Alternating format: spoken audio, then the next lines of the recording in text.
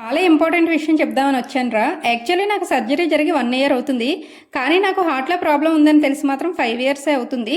సర్జరీకి ముందు 4 సంవత్సరాలు నాకు ప్రాబ్లం ఉందనే విషయం నాకు, మా అన్నయ్యకి, మా ఆయనకి, ఒకరిద్దరు నా క్లోజ్ ఫ్రెండ్స్కి తప్ప ఇంకెవరికి తెలియదు. అసలు నేను చెప్పకపోవడానికి కారణాలు అయితే చాలా ఉన్నాయి. ఫస్ట్ ముఖ్యంగా మా అమ్మ, మా నాన్నమ్మ అస్సలు తట్టుకోలేరు. రెండో రీజన్ ఏంటంటే, ఎవరికైనా చెడు జరుగుతుంది అంటే అయ్యో పాపం అనుకునే వాళ్ళకంటే అబ్బా భలే జరిగింది అనుకునే వాళ్ళే ఎక్కువగా ఉంటారు. అందులోనూ నా వరకు వస్తే మరీ ఎక్కువగా ఉంటారు. ఎందుకంటారా, ఉన్నది ఉన్నట్టుగా మాట్లాడే నా మాట తీరు, ముక్కుసూటిగా ఉండే నా వ్యక్తిత్వం, అప్పుడప్పుడు వచ్చే కోపం దానికి కారణాలు అనుకోండి. ఇంకా ముచ్చటగా మూడో రీజన్ ఏంటంటే, లేనిపోని ఉచిత సలహాలు ఇచ్చే బ్యాచ్ ఒకటి ఉంటారా.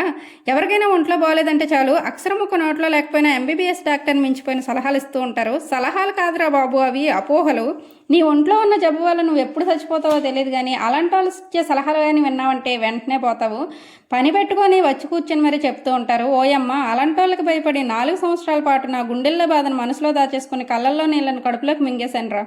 ఇంతకీ నేను చెప్పొచ్చేది ఏంటంటే, కాలం కల్తీ అయిపోయింది కాబట్టి మీ ఆరోగ్యాన్ని జాగ్రత్తగా కాపాడుకోండి. కర్మకాలి ఏదైనా హెల్త్ ఇష్యూ వచ్చిందంటే కేవలం మీ డాక్టర్ ఏం చెప్తారో అదే ఫాలో అవ్వండి. మీ గుండె గట్టిదనుకుంటే మీలో మీరే కుమిలిపోండి. లేదు ఓదార్పు కావాలనుకుంటే మీ మంచి కోరే మనసుతో పంచుకోండి తప్ప ఎవరికి పడితే వాళ్ళకి చెప్పి ఆ తర్వాత మీ బుర్రకాయలు పాడు చేసుకోకండి రా బాబా.